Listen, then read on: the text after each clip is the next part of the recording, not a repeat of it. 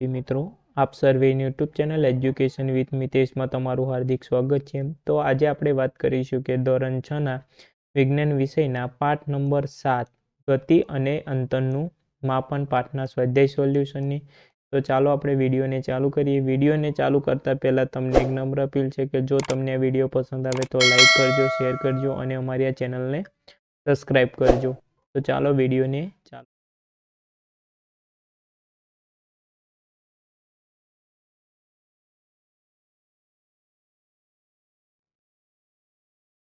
પ્રશ્ન નંબર 1 કે હવા, પાણી અને તથા જમીનનો ઉપયોગ કરવામાં આવતા પરિવહનના સાધનોના પ્રત્યેકના 2 ઉદાહરણ આપો. તો હવા પર ઉપયોગ કરવામાં આવતા પરિવહનના સાધનોનો નામની યાદી જોઈએ તો પ્રથમ આવશે હેલિકોપ્ટર અને બીજું આવશે આકાશયાન. પાણી પર ઉપયોગ કરવામાં આવતા પરિવહનોના સાધનોની વાત કરીએ તો પ્રથમ આવશે જહાજ અને નેક્સ્ટ આવશે સબમરીન. જમીન પર ઉપયોગ કરવામાં આવતા પરિવહનના સાધનોની વાત કરીએ તો બસ, સ્કૂટર અને ટ્રેનનો ઉપયોગ થાય છે. પ્રશ્ન નંબર 2 કે ખાલી જગ્યા પૂરો. તો પ્રથમ આવશે કે 1 મીટર બરાબર ખાલી જગ્યા સેન્ટીમીટર. તો 1 મીટર બરાબર 100 સેન્ટીમીટર થશે. નેક્સ્ટ આવશે કે કિલોમીટર. તો 5 કિલોમીટર બરાબર કેટલા મીટર થાય? તો 5 કિલોમીટર બરાબર 5000 મીટર, એટલે કે 1 કિલોમીટર બરાબર 1000 મીટર થાય.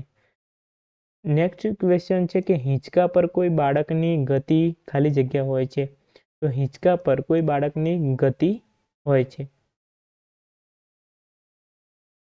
પ્રશ્ન નંબર ડી, કોઈ સિલાઈ મશીનમાં સોયની ગતિ ખાલી જગ્યા હોય છે. તો આવૃત ગતિ હોય છે. પ્રશ્ન નંબર ઈ, કોઈ સાયકલના પૈડાની ગતિ જોઈએ તો તેઓ વર્તુળાકાર ગતિ હોય છે. પ્રશ્ન નંબર 3, પગ અથવા પગલાઓનો ઉપયોગ લંબાઈના એકમ માત્રાના સ્વરૂપે કેમ કરવામાં આવતો નથી?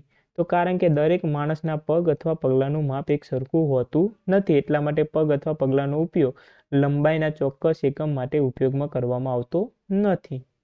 પ્રશ્ન નંબર 4, નીચે આપેલા લંબાઈના એકમને તેમની વધતી લંબાઈના આધારે ગોઠવો. તો પ્રથમ આવશે 1 મિલીમીટર, બીજું આવશે કે સેન્ટીમીટર, ત્રીજું આવશે મીટર અને ચોથું આવશે કિલોમીટર. તો ચાલો આપણે એ જોઈએ. તો પ્રથમ આવશે મિલીમીટર, નેક્સ્ટ આવશે સેન્ટીમીટર અને નેક્સ્ટ આવશે મીટર અને છેલ્લું આવશે કિલોમીટર. પ્રશ્ન નંબર 5, કોઈ વ્યક્તિની ઊંચાઈ 1.65 મીટર છે, તેને સેન્ટીમીટર તથા મિલીમીટરમાં દર્શાવો. આપણે જોઈએ તો 1.65 મીટર મલ્ટીપ્લાય બાય 100 એટલે કે 165 સેન્ટીમીટર જવાબ આવશે. બીજું જોઈએ તો 1.65 મીટર એટલે કે 165 સેન્ટીમીટર. 165 સેન્ટીમીટર ગુણ્યા 10 મિલીમીટરમાં કન્વર્ટ કરવા માટે ગુણ્યા 10, તો ટોટલ આવશે 1650 મિલીમીટર. પ્રશ્ન નંબર 6, રાધાના ઘર તથા તેણીની શાળા વચ્ચેનું અંતર 3250 મીટર છે. આ અંતરને કિલોમીટરમાં દર્શાવો. તો 1000 મીટર બરાબર 1 કિલોમીટર થાય. તો 3250 મીટર બરાબર કેટલા કિલોમીટર થાય? તો 3550 ભાગ્યા 100 કરીએ તો જવાબ આવશે કે 3.250 કિલોમીટર થાય. પ્રશ્ન નંબર 7, કોઈ સ્વેટર ગૂંથણ કરવા માટેની સોયની લંબાઈ માપવા સમયે ફૂલ પટ્ટી પર જો એક છેડાનું વાંચન 3.0 સેન્ટીમીટર છે તથા બીજા છેડાનું અંતર 33.1 સેન્ટીમીટર છે, તો તે સોયની લંબાઈ કેટલી હશે? તો ગૂંથણની સોયની લંબાઈ શોધવા માટે માપપટ્ટીનું અંતિમ વાંચન તથા પ્રારંભિક વાંચન તેમાંથી બાદ કરીએ તો આપણને સોયની લંબાઈ મળશે.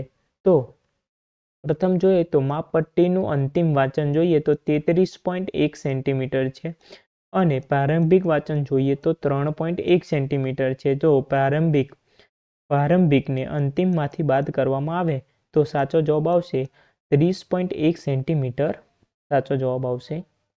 પ્રશ્ન નંબર 8 કોઈ ચાલતી સાયકલના પૈડા તથા સીલિંગ પંખાના પાંખિયાની ગતિમાં જોવા મળતી સમાનતા અને ભિન્નતા લખો. તો સમાનતાની વાત કરીએ તો સાયકલના પૈડાની ગતિ અને સીલિંગ પંખાના પાંખિયાની ગતિ વર્તુળાકાર ગતિ હોય છે અને તેઓ ધરી પર ફરે છે. વિભિન્નતા જોઈએ તો સાયકલનું પૈડું જમીન પર અટકેલું હોય છે, જેથી સાયકલનું પૈડું ફરવાથી સાયકલ જમીન પર આગળ વધે છે, જ્યારે સીલિંગ ફેન પાંખિયા હવામાં છે, તેથી પાંખિયા હવામાં ફરતા રહે છે અને સાયકલના પૈડાની જેમ આગળ વધતા નથી. પ્રશ્ન નંબર 9 તમે અંતર માપવા માટે સ્થિતિસ્થાપક રબરથી બનેલી માપપટ્ટીનો ઉપયોગ શા માટે નથી કરતા? જો તમે કોઈ અંતરનું માપન આવી માપપટ્ટીથી માપ્યું હોય ત્યારે તમને નડેલા સમસ્યાઓમાંથી કેટલીક સમસ્યાઓની યાદી બનાવો. તો સ્થિતિસ્થાપક રબરની લંબાઈ બદલાયા કરે છે અને વધુ ખેંચીએ તો લંબાઈ માપવા જતાં રબરની લંબાઈ વધી જાય છે.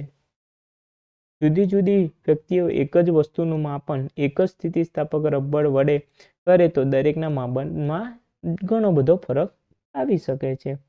એક જ વ્યક્તિ એક જ સ્થિતિસ્થાપક રબર વાપરી અંતરનું માપ 2 કે 3 વાર લેતા તે માપનમાં થોડો ફેરફાર થાય છે. પ્રશ્ન નંબર 10 આવર્ત ગતિના 2 ઉદાહરણ લખો છો. આવર્ત ગતિના 2 ઉદાહરણોની વાત કરીએ તો પહેલું આવશે ઘડિયાળના લોલકની ગતિ અને બીજું આવશે હિંચકાની ગતિ. થેન્ક યુ વિદ્યાર્થી મિત્રો. જો તમને આ વિડીયો પસંદ આવે તો લાઇક કરજો, શેર કરજો અને અમારી ચેનલને સબસ્ક્રાઈબ કરજો. જય હિન્દ.